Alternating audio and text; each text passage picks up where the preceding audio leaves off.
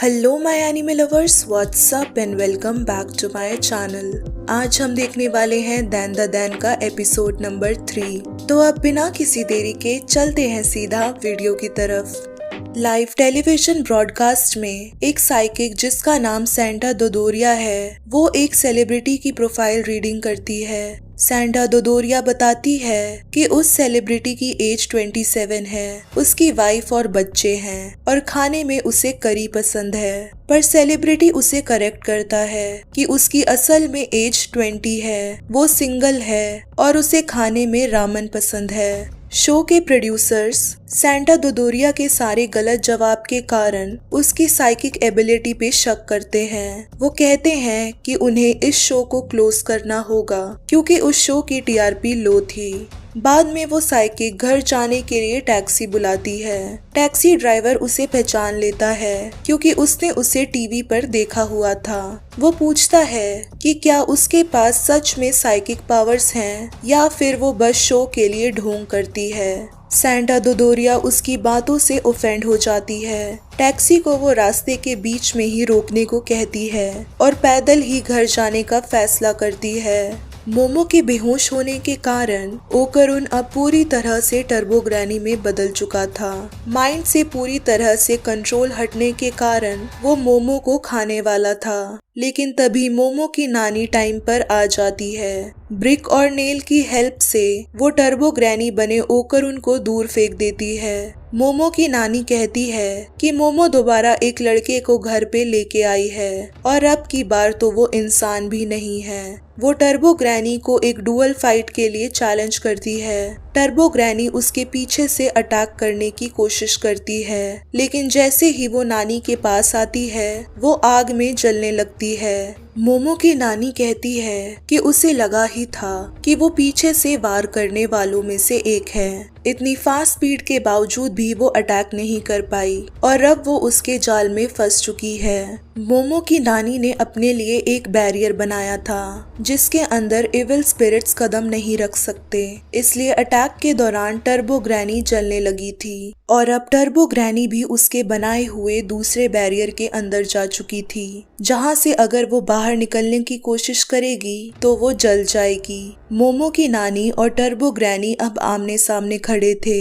Turbo granny कहती है कि इस बैरियर से निकलने के बाद वो उसे जिंदा खा जाएगी। मोमो की नानी का प्लान उसे मारने का था, जिसके लिए वो बार बार उसे बैट से मारती है। टर्बो ग्रैनी वार्निंग देती है कि अगर वो उसे मारने की कोशिश करेगी तो उसके साथ वो लड़का भी मारा जाएगा जिसकी बॉडी में उसका कर्स है। ये सुनने के बाद भी मोमो की नानी कहती है कि जो कोई भी मोमो को नुकसान पहुंचाने की कोशिश करेगा वो उसे मार डालेगी, चाहे वो कोई इंसान क्यों ना हो। अपना आखिरी बैरियर बनाते हुए मोमो की नानी टर्बो ग्रैनी को अलविदा कहती है। मोमो को जब होश आता है तब वो खुद को अपने बेडरूम में पाती है। अपने बेड से उतर के मोमो भागते हुए नीचे लिविंग रूम में ओकरुन को ढूंढने जाती है। वो देखती है कि उसकी नानी टीवी देखने में बिजी है, जो मोमो को शोर मचाने से मना करती है। मोमो अपनी नानी से कहती है कि उसे एक बहुत जरूरी बात करनी है। मोमो के कुछ कहने से पहले नानी बोलती है कि उसे पता है मोमो किसी हॉन्टेड प्लेस में गई थी। मोमो बताती है कि वो नहीं, लेकिन उसका एक दोस्त गया था। मोमो नानी से पूछती है कि क्या उन्होंने घर पे किसी लड़के को देखा है। तब उसकी नानी बताती है कि उसने उस इविल स्पिरिट को मार दिया है, जिसे सुन के मोमो शॉक में आ जाती है। वो अपनी नानी से ओकरुन के बारे में और डिटेल्स मांगती है, लेकिन उसकी नानी याद दिलाती है जब मोमो ने उन पर फेक स्पिरिट मीडियम होने का इल्जाम लगाया था। मोमो अपने घुटनों पर बैठकर अपनी पहले की कही बातों के लिए माफी मांगती है और ओकरुन के बारे में पूछती है।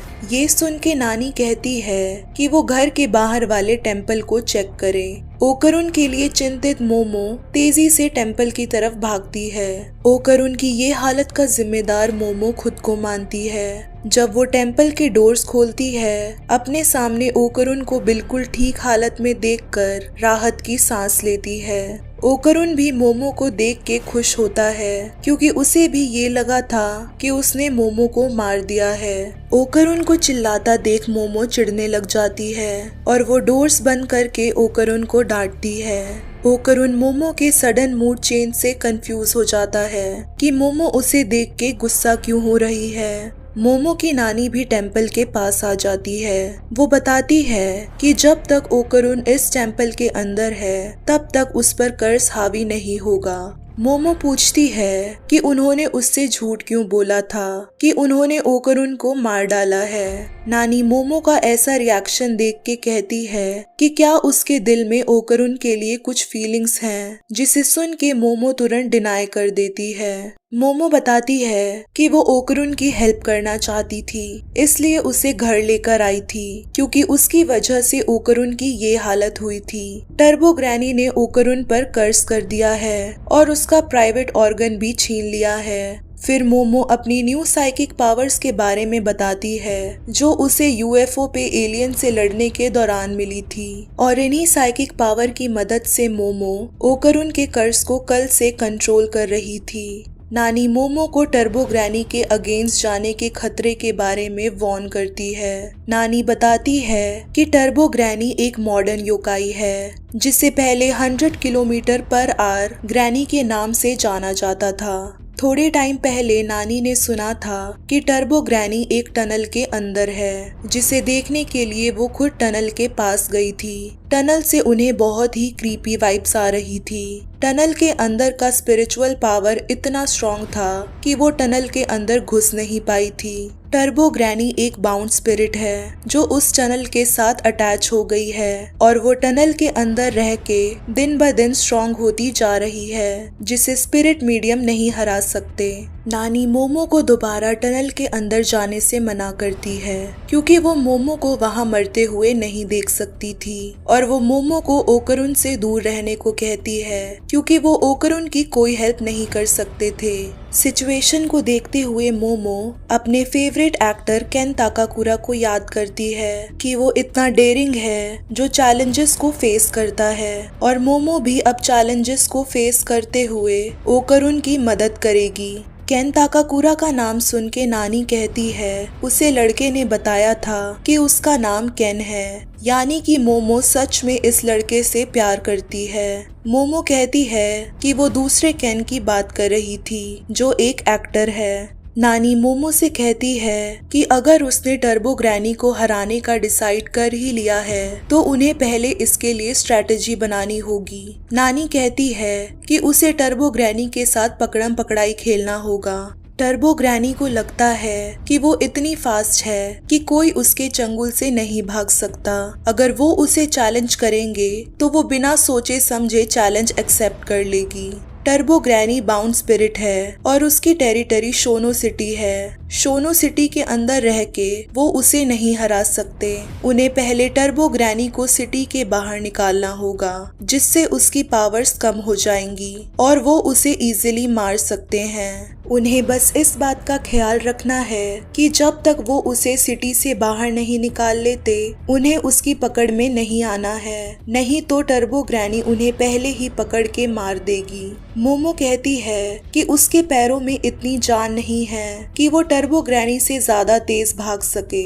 इस प्लान के बदले उन्हें स्पिरिट बैरियर बना के उसे खत्म कर देना चाहिए। नानी कहती है कि वो अपने पावर्स का इस्तेमाल नहीं कर सकती क्योंकि उनकी साइकिक पावर की भी टेरिटरी है और वो अपनी टेरिटरी के बाहर पावर्स का यूज नहीं कर सकती। उनके पास बस यही ऑप्शन है कि वो टर्बो ग्रैनी की पकड़ से बच के उसे शोनो सिटी के बाहर लाएं। नानी कहती है कि उन्हें बस थोड़ी ट्रेनिंग की जरूरत है जिससे वो इजीली जीत सकते हैं। मोमो कहती है कि ट्रेनिंग के बावजूद भी वो कभी स्पोर्ट्स में अच्छी नहीं थी और ये उसके बस की बात नहीं है। तब नानी बताती है कि मोमो को ट्रेनिंग की जरूरत नहीं है, बल्कि ओकरुन को ट्रेनिंग करके टर्बो ग्रैनी को हराना होगा। मोमो कहती है कि ओकरुन में भी इतना स्टैमिना नहीं है कि वो तेज भाग सके और मोमो का भी उसके साथ रहना जरूरी है ताकि वो उसके कर्ज को कंट्रोल में रख सके। नानी सजेस्ट करती है कि ओकरुन मोमो को अपनी पीठ पे बिठा के भागे। मोमो और ओकरुन फिर भी नानी की बात से सहमत नहीं होते क्योंकि ये इम्पॉसिबल था। नानी गुस्से में कहती है कि इम्पॉसिबल को पॉसिबल बनाने के लिए वो ट्रेनिंग करे। ओकरुन फिजिकल ट्रेनिंग करेगा और मोमो मेंटल ट्रेनिंग, ताकि उसकी साइकिक पावर और ज्यादा स्ट्रॉन्ग हो सके। उन दोनों की ट्रेनिंग की जिम्मेदारी नानी उठाती है और उन्हें फिलहाल रेस्ट करने को कहती है। नानी के जाने के बाद ओकरुन मोमो से माफी मांगता है कि वो फ्लैटवुड मॉन्स्टर को नहीं हरा पाया था और उसे हराने की पूरी जिम्मेदारी मोमो पर आ गई थी। ओकरुन कहता है कि वो खुद को इम्प्रूव करेगा, जिससे कल को दोबारा ऐसी सिचुएशन आएगी तो वो मोमो को प्रोटेक्ट कर पाएगा। वो नहीं चाहता कि मोमो उसे कमजोर समझ के उससे दोस्ती तोड़े। मोमो उसे प्यार से समझाती है कि वो उसे कमजोर नहीं समझती और इस बात को वो इतना ओवरथिंक ना करे। ओकरुन कहता है कि अगर ऐसी बात नहीं थी तो उसने गुस्से में उसके मुंह पे टेम्पल का दरवाजा क्यों बंद कर दिया था।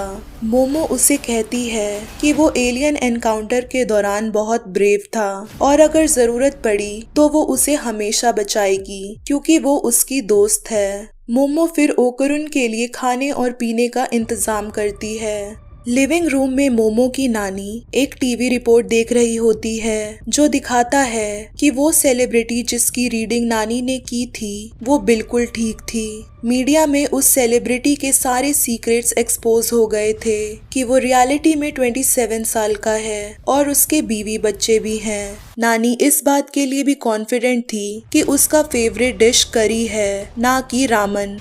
अगले दिन ट्रेनिंग के दौरान ओकरुन को टॉयलेट जाने की बहुत जरूरत होती है, लेकिन मोमो उसे जाने नहीं देना चाहती थी क्योंकि कर्ज को कंट्रोल करने के लिए उसे हमेशा उसके साथ रहना पड़ता है। अगर ओकरुन टॉयलेट जाएगा तो दीवार के बीच में होने के कारण वो कर्ज को कंट्रोल नहीं कर पाएगी। उसके पास सिर्फ एक ऑप्शन है कि वो भी उसके साथ टॉयलेट के अंदर जाए, लेकिन वो ऐसा करना नहीं चाहती थी। फिर नानी मोमो से पूछती है कि वो ओकरुन के कर्ज को कंट्रोल कैसे करती है।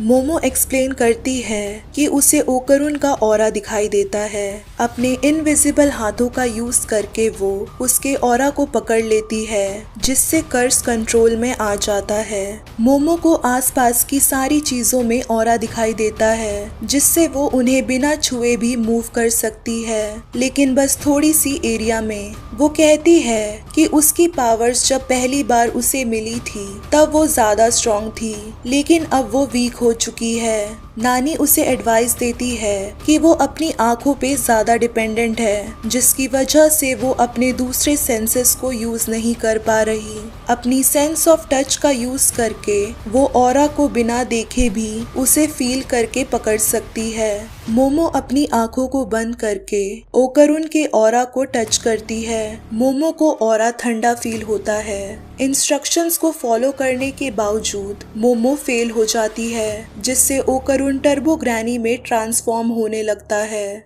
ओकरुन और ज्यादा कंट्रोल नहीं कर पा रहा था, जिसकी वजह से वो सीधा टॉयलेट की तरफ भागता है। मोमो और उसकी नानी भी उसके पीछे टॉयलेट जाते हैं। मोमो टॉयलेट के डोर को खुला रखते हुए कर्ज को कंट्रोल करती है, जो ओकरुन के लिए काफी एम्बैरेसिंग होता है। नानी मोमो से कहती है कि उसकी साइकिक पावर्स का फुल पोटेंशियल अभी भी अनलॉक नहीं हुआ है और ट्रेनिंग करके उसे अपनी पावर्स को पूरा बाहर निकालना होगा। बात करते करते मोमो बाथरूम में टर्बो ग्रैनी को देखती है, जो उसकी कंट्रोल से बाहर हो चुकी थी। मोमो अपनी नानी की हेल्प मांगती है, तब वो देखती है उनकी नाक से खून निकल रहा है और वो एक जगह पर पॉज हो चुकी है। टर्बो ग्रैनी ओकरुन के थ्रू बोलती है कि उसका कर्ज किसी भी इंसान को मार सकता है जिसे ओकरुन ने देखा हो, और वो मोमो को चैलेंज करती है कि उसे आज रात को टनल में आके कन्फ्रंट करे। अगर मोमो ऐसा नहीं करती तो वो बिना किसी वजह के ओकरुन के थ्रू लोगों को मारना शुरू कर देगी। मोमो के पास सिर्फ आज रात का समय है। टर्बो ग्रैनी के जाने के बाद नानी और ओकरुन नॉर्मल हो जाते हैं, लेकिन उन्हें इस बीच क्या हुआ था कुछ नहीं पता था। नानी नोटिस करती है कि उनके नाक और कान से खून बह रहा है और वॉल पे लगा टैलिस्मैन स्टिकर जल गया है।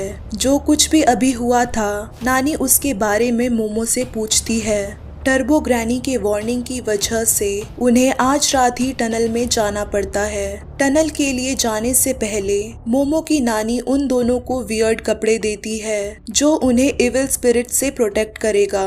नानी मोमो को जोर से हक करती है और उससे प्रॉमिस लेती है कि वो जिंदा वापस आए। दोनों के जाने के बाद नानी गॉड से उनकी प्रोटेक्शन के लिए दुआ करती है। आधे रास्ते साइकिल से जाने के बाद दोनों को ट्रेन में जाना पड़ता है क्योंकि टनल घर से बहुत दूर था। ट्रेन के लोग उनके वियर्ड क्लोथ्स देख के उनकी फोटो खींच रहे थे, जिससे ओकरुन को बहुत शर्म आ रही थी। ट्रेन में मोमो टर्बो ग्रैनी के लिए गुस्से में थी क्योंकि उसने पहले उसकी नानी को नुकसान पहुंचाने की कोशिश की थी। मोमो टर्बो ग्रैनी से रिवेंज लेने की कसम खाती है। थोड़ी देर बाद ट्रेन में मोमो क्लोथ्स चेंज कर लेती है जो उसकी नानी ने इविल स्पिरिट से प्रोटेक्शन के लिए दिए थे।